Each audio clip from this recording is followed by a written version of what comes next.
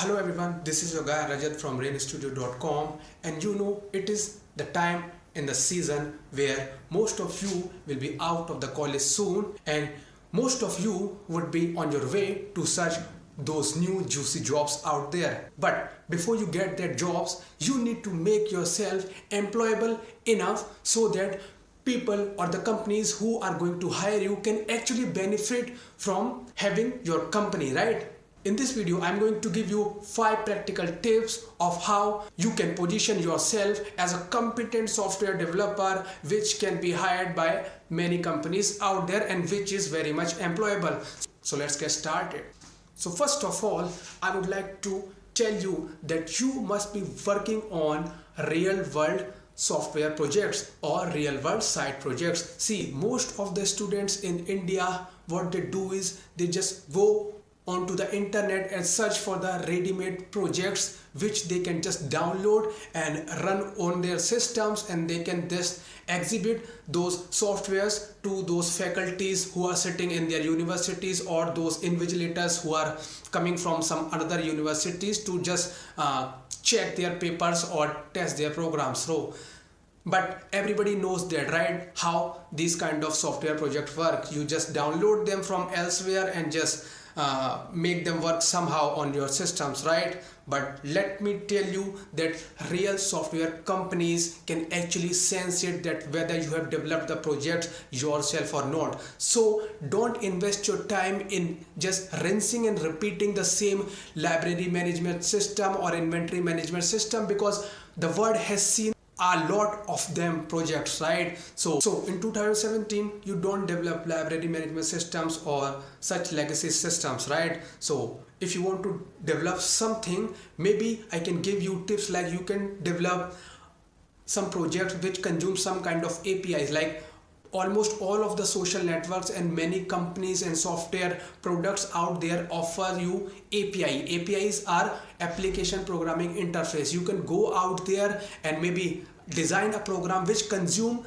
those APIs and give user a result in a lucid way, or maybe you can enhance on the functionality of those API and can come up with a disruptive use of those APIs. You can create a weather application, maybe a chatbot which can tell the user the current weather of his location, or you can create a simple wallpaper app which changes the wallpaper of your Android or iOS device according to the weather. So if it is raining, it changes the wallpaper to some rainy weather image, right? So you can develop practical projects like that, and I would just suggest that you stay away from those library management systems which are floating around the internet like anything. My tip number 2 would be, you want to position yourself as a software developer. Now software developers are all about writing code, right? So give others the opportunity to check or to see what kind of code you write.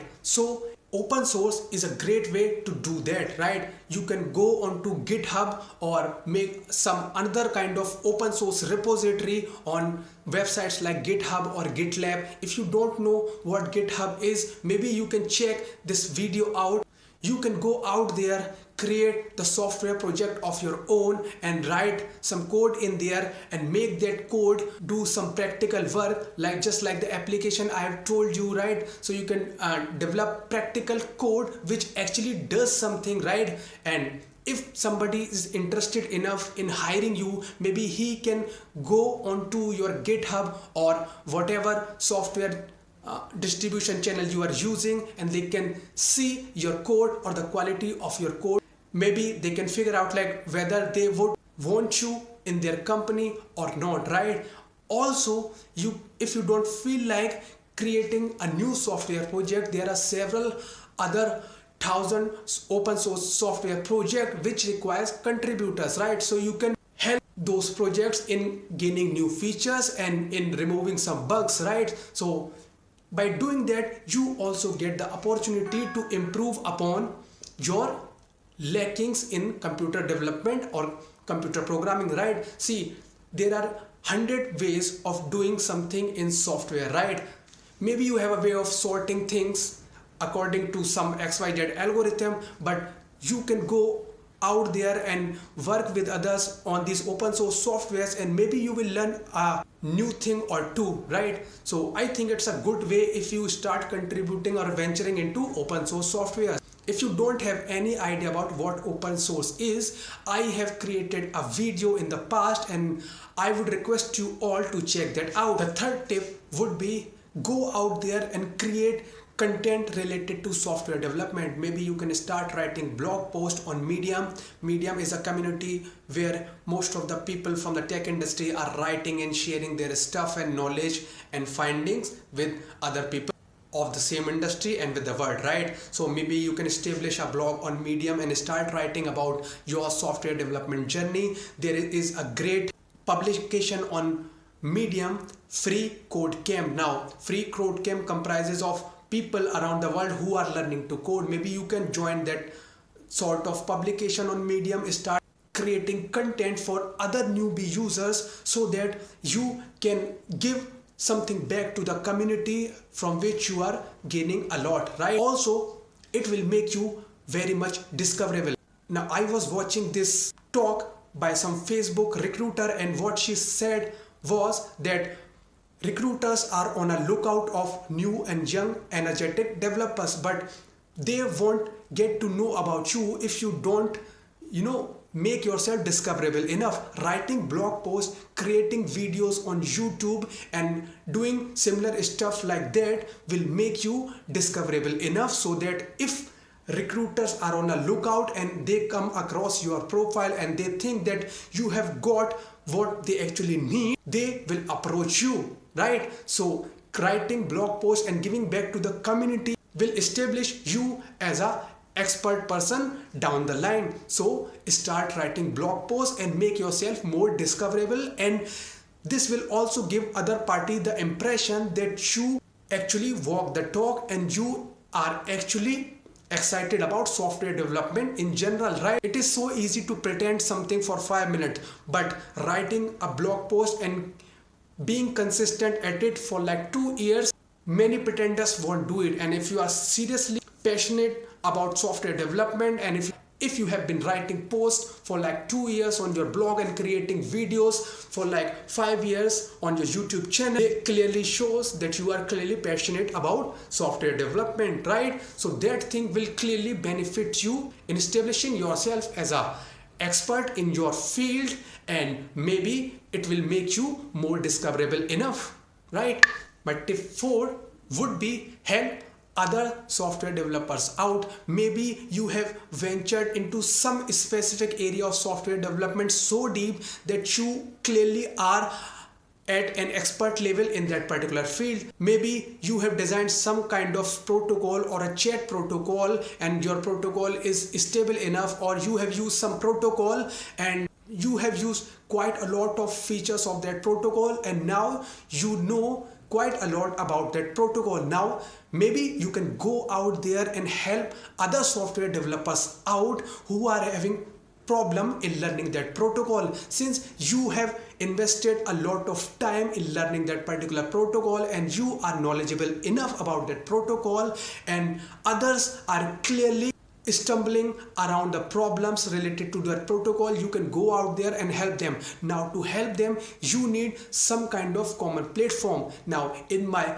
previous videos, I have talked about 3 communities every software developer should join, and in that particular video I have talked about Stack Overflow and Quora. Stack Overflow and Quora both are question answer sites, so most of the software developers who are having some sort of problem with software development in general, they come on these kind of sites and ask question. Maybe you can go out there and help these people out and make some kind of virtual relationship with these developers, and maybe at some point in time they can refer you somewhere, right?